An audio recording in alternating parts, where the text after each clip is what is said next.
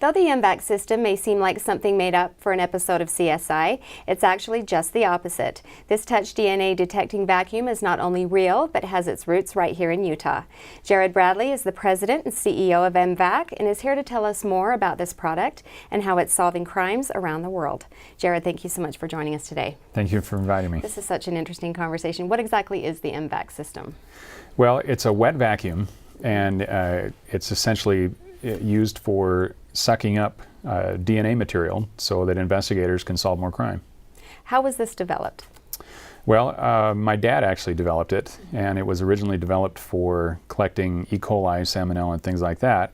But then in the process of testing it, we also found out that it works really well for collecting skin cells and saliva and blood and other forensics materials. So how exactly does it work?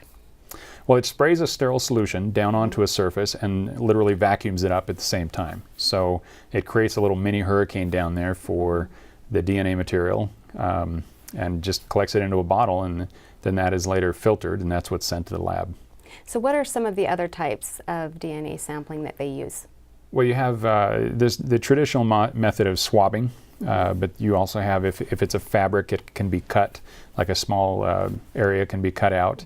But there's taping and scraping methods that also are used for collecting different types of material. Now I know that this is used for several cold cases to help solve a lot of cold cases because the touch DNA is left there. What are some examples of those cases?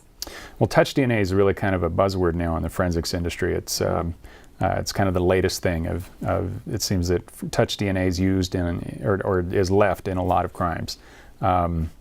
Perfect example of a case that the M-Vac system was used in is the Crystal Bezlanowicz case.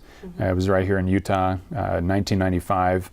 She was murdered up by the Provo River in Midway, and they essentially just had her body and the murder weapon, which was a rock. And so for 18 years, that was a cold case. And they tried to swab, but they couldn't get down into the cracks and crevices of the rock and get enough of that skin material. The skin cells is what they're looking for.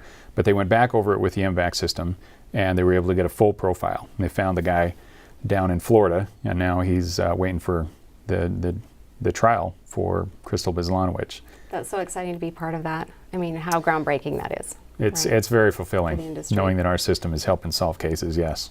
So who exactly is using this vacuum? Is it being used all over the world or just here in Utah? Well, it's definitely not here, just here in Utah. We, although the Utah agencies really love it that have been using it.